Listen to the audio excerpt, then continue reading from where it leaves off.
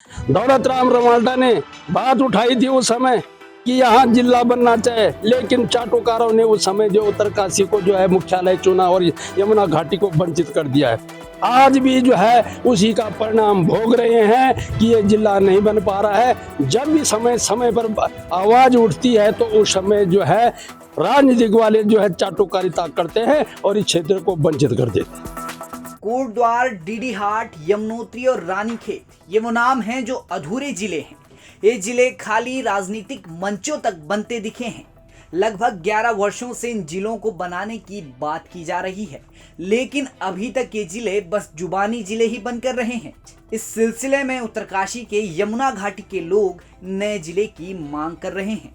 आपको बता दें कि यमुना घाटी से जिला मुख्यालय उत्तरकाशी 120 किलोमीटर दूर है, जिसकी वजह से यमुना घाटी के लोगों को बहुत सी दिक्कतों का सामना करना पड़ता है, क्योंकि अगर किसी भी कागज पर जिलाधिकारी के दस्तखत कराने हो तो 120 किलोमीटर का सफर तय करना होता है। वहीं चार धाम के लिहाज से देखा जाए तो यमुनोत्री धाम भी इसी घाटी के बड़कोट तहसील के अंतर्गत आता है और यहाँ पहुँचने के लिए जो मार्ग है वो भी बदहाल हो चुका है। इतनी बढ़ती मुसीबतों के साथ स्थानीयों का आरोप है कि प्रदेश में भ्रष्टाचार चरम पर है, जिसकी वजह से बेरोजगारी भी बढ़ी है। उसी सिलसिले में स्थानीय नए जिले की मांग कर रहे हैं। हमारे सहयोगी उनके बीच पहुंचकर उनकी आवाज बुलंद कर रहे हैं। आइए सुनिए। नमस्कार, उत्तराखंड तक में आप सब लोगों का स्वागत है। आज हम खड़े हैं उत्तरकाशी जनपद की यमुनोत्री विधानसभा में। यहाँ के लोगों से हम जानना चाहेंगे कि आखिर किस तरीके की जो मूलभूत असुविधाएं यहाँ पर हो रही है, जिनमें सुधार किया जाना चाहिए और जिन चीजों से यहाँ के लोग, यहाँ की आवाम जूझ रही है, उनमें किस तरीके से सुधार होगा और क्या किस बात की टीस यहाँ के लोगों को उनके मन में है। प्रथम यहाँ के जो वयोवृद्ध हैं और काफी सामाजिक सरोकारों से जुड़े व्यक्ति हैं, इनसे जानना चाहेंगे। क्या नाम है आपका? मुझे बलचंद कुमाई कहते हैं। कुमाई साहब, जिले की मांग काफी लंबे समय से रही है, क्यों आवश्यक पड़ा ये जिला? बहुत धन्यवाद बहुगुणा जी, आपने जिले का प्रसंग। जिले की मांग जो है, मैं उस जनपदों की लड़ाई के लिए 4 जनपद संघर्ष समिति का अध्यक्ष भी हूँ। यमुनोत्री, कोटद्वार, रानीखेत और डीडीहाट। 2000 नहीं, प्रश्न यह है कि जनपद क्यों बनना चाहिए यमुनोत्री? 2011 से हम जनपद की लड़ाई बहुत ढंग से लड़ रहे हैं और जी जान से लड़ रहे हैं। जिले का जो मामला है 24 जनवरी 1960 से लेकर के चल रहा है और यहाँ की जनता को हमेशा गुमराह किया जाता है, मिसलीडिंग किया जाता है और यहाँ की जनता भी नहीं समझ पा रहे हैं कि जिला क्यों बनना चाहिए। दौलत राम रमाल्टा ने बात उठाई थी उस समय कि यहाँ जिला बनना चाहिए, लेकिन चाटुकारों ने उस समय जो उत्तरकाशी को जो है मुख्यालय चुना और यमुना घाटी को वंचित कर दिया है।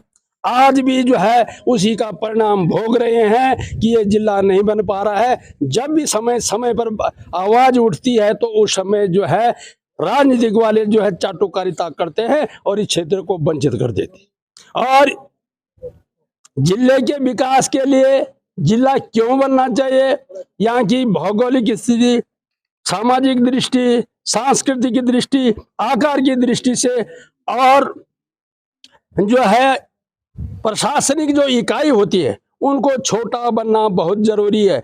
जब तक प्रशासनिक इकाई छोटी नहीं होती है तब तक विकास उस क्षेत्र का नहीं जब तक, बिल्कुल सही बात, जब तक प्रशासनिक इकाई छोटी नहीं होगी तब तक विकास जो आम आदमी है वहां तक नहीं पहुंच पाएगा। क्या शुभ नाम है आपका?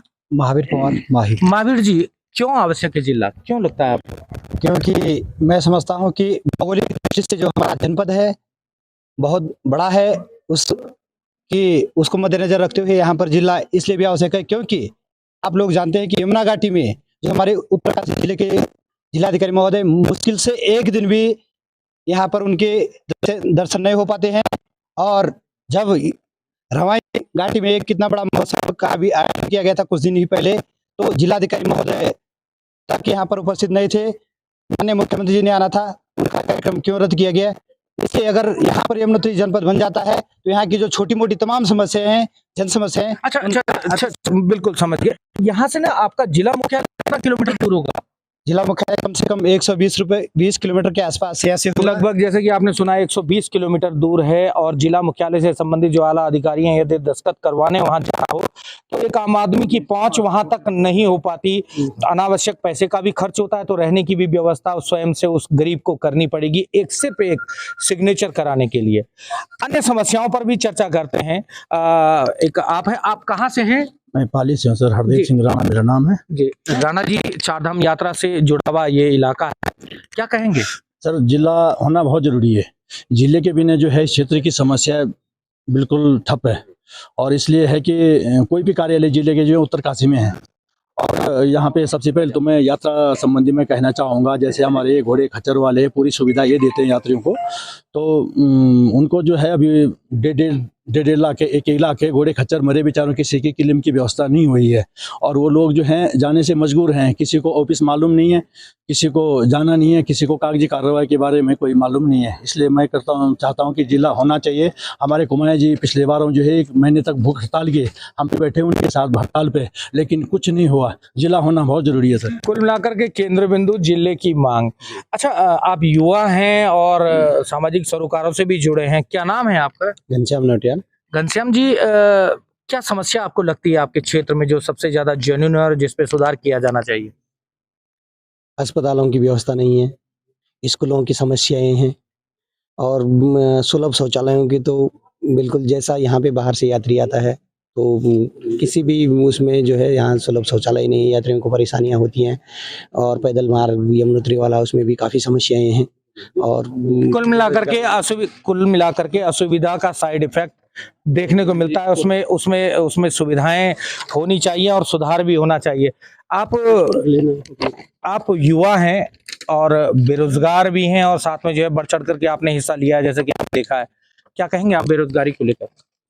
बेरोजगारी को लेकर प्रदेश में जो वर्तमान समय में जो धांधलियाँ चल रही हैं, प्रदेश सरकार सिर्फ जो दिखावा कर रही है कि हम कार्रवाई कर रहे हैं, लेकिन अभी वर्तमान में आप खबरें सुन रहे होंगे टीवी चैनलों के माध्यम से, कई लोगों को जो है जमानत पर छूट रहे हैं लोग, और जो बोले थे कि इन पर गुंडा एक्ट लग गया है, और वो भी मुझे नहीं लग रहा है कि उन पर भी आगे कोई सख्त कार्रवाई होगी। ये उत्तराखंड में जो भाजपा की सरकार चल रही है, बेरोजगार विरोधी सरकार चल रही। और मैं अभी भी निवेदन करता हूं कि धामी जी, यदि आप प्रदेश को वास्तव में भ्रष्टाचार मुक्त करना चाहते हैं 2025 तक, तो आपको सख्त से सख्त कड़े कदम उठाने पड़ेंगे और तब जाकर भ्रष्टाचार मुक्त हो पाएगा। चलिए, ये बेरोजगारों की समस्या थी। इसी तरीके से चूंकि ये चौपाल है और चौपाल में हर किसी को अपनी बात कहने का हक है कि आखिर किन बातों को लेकर के वो परेशान है। आप युवा नेता हैं, एक चीज आपसे जानना चाहेंगे। पहले तो आप अपना नाम बताएंगे। उत्तराखंड राज्य आपको मिला, क्या बेनिफिट्स देखने को मिले? बगुणा जी, जहाँ तक मैं आपको कहूँगा, ये यमुना घाटी बहुत विशाल क्षेत्र है। इसमें 3 तहसीलें और 3 ब्लॉक मुख्यालय है। यहाँ पे अपनी सड़कों की स्थिति बहुत बेकार है। यहाँ बड़कोट में एक भी पीजी कॉलेज नहीं है। जो राजकीय अस्पताल में हमें सुविधाएं मिलती वो नहीं है। टेक्निकल कॉलेज कोई है नहीं। गांव की रोडें खराब है। मतलब जो यहाँ के हॉस्पिटल है वो भी रेफरल सेंटर हो चुके हैं। किसी का हाथ भी टूटता है तो देहरादून जाना पड़ता है। इसी बड़कोट तहसील की बात करें तो यहाँ मई जून में पानी की इतनी किल्लत हो जाती है कि हमको 2-2 हज़ार रुपये में एक टैंकर मंगाना पड़ता है। तो यहाँ की तहसील में या ब्लॉक में इतनी अव्यवस्थाएं हैं। अगर डीएम साहब होते तो हम आम आदमी अपनी शिकायत लेके तुरंत डीएम साहब के पास जा सकता था। अब हम पटवारी की शिकायत या एसडीएम से करेंगे तो सच में करेगा उस पर कार्रवाई, या ग्राम पंचायत अधिकारी की वीडियो से शिकायत करेंगे तो सच में करेगा? ये पुलिस वाले की शिकायत अगर हम थाने देख से करेंगे तो शिकायत होगी क्या? तो यहाँ पे अव्यवस्थाओं का आलम इतना है कि आदमी सरनोल सरबडियार से यहाँ आता है तो 2 दिन तक उसके तहसीली में काम नहीं होते हैं। आप आरा कोटलियाड़ी फिताड़ी से देखो, उधर ओसला गंगाड़ देखो, कितना जिला मुख्यालय कितना दूर हो जाता है हमारे। कुल मिलाकर के व्यापक और विस्तृत है भौगोलिक दृष्टि से ये पूरा इलाका, और जिला मुख्यालय नजदीक होता तो आप लोगों की समस्याओं का समाधान होता। आप वयोवृद्ध हैं, सरकारी सेवा से सेवानिवृत्त भी हैं। सपनों का उत्तराखंड आपको मिल गया, आंदोलन भी आपने किया होगा, क्या लगता है सपने साकार हुए? सपने साकार तो क्या होना, आज जो उत्तराखंड की स्थिति है उसको देख करके रोना आ रहा है। आजकल जो है UKSSC के मामले में भारतीय जनता पार्टी ने बहुत ढोल पीटे, हमने ये कर दिया, SIT नियुक्त कर दिए, लोग पकड़े जा रहे हैं, जेल भेजे जा रहे हैं। लेकिन इन्होंने जो ड्रामा किया उसे स्पष्ट हो रहा है कि जब से उत्तराखंड बना है तब से जो है केवल भ्रष्टाचार ही में लीन है। किसी की भी आवाज जो है, जनता की आवाज जो है नेता कतई नहीं सुन रहे हैं। ऊपर जैसा भ्रष्टाचार करना चाह रहे हैं वैसा करने जा रहे हैं। माननीय जो है त्रिवेंद्र सिंह जी को मैं 5 बार मिला शिष्टमंडल के साथ, और कल का ही दिन ये उनका स्टेटमेंट छपा कि जो है उत्तराखंड में जिले बनाने ठीक नहीं है।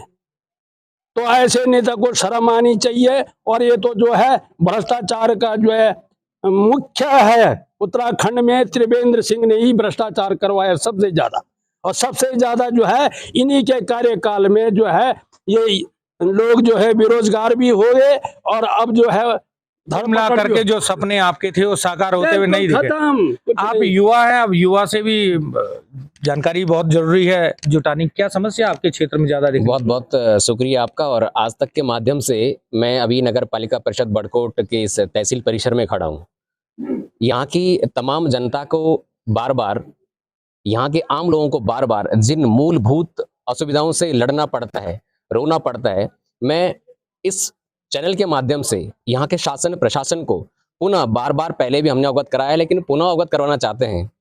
अभी कुछ दिन पहले हम लोगों ने एक नगर पालिका परिषद के बिल्कुल समीप से तिलाड़ी मोटर मार्ग निकलता है, जो कि एक शहीद स्मारक मोटर मार्ग भी है। बहुत लज्जा और शर्म आती है मुझे उन नेताओं पर जो बार बार इतने सालों से वहां पर चल करके श्रद्धांजलि अर्पित करते हैं, लेकिन उस मोटर मार्ग का हाल 1923 में वो कांड के बाद मुझे नहीं पता, मेरी जितनी भी उम्र है, लेकिन मैं पुनः बार बार, मुझे कोई लज्जा नहीं आ रही है और मुझे कोई संशय नहीं हो रहा है ऐसे लोगों पर जो यहाँ के अपने आप को बहुत बड़ा लीडर और नेता समझते हैं, लेकिन नगर पालिका के बिल्कुल समीप और ऊपर से उन तिलाड़ी शहीद व्यक्तियों के जीवन को तृप्ति कैसे मिल पाएगी यदि आपका ये हाल है। बार बार सैकड़ों गांव का वो संपर्क मार्ग है। ऊपर से बड़ी पीड़ा तब होती है जब रात को हमें कॉल आते हैं कि एक गाड़ी की व्यवस्था करा करके यदि कोई प्रेग्नेंट लेडी जिसकी डिलीवरी होनी है और अचानक जो है उसे अस्पताल पहुंचाना पड़े, तो कोई भी ऐसा मार्ग नहीं है। ऐसे सैकड़ों गांव का वो संपर्क मार्ग है, बड़ी पीड़ा होती है।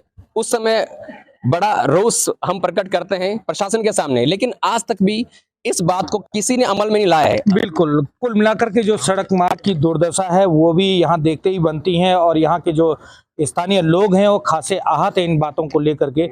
चौपाल के माध्यम से जो टीस थी यहाँ के आम लोगों की वो सामने उभर करके आई है। भौगोलिक दृष्टि से ये पूरा इलाका जो यमुना घाटी के नाम से जाना जाता है अति पिछड़ा हुआ मान सकते हैं, क्योंकि जिला मुख्यालय यहाँ से 120 किलोमीटर दूर है, और छोटे बड़े काम के लिए जिला मुख्यालय जाना पड़ता है।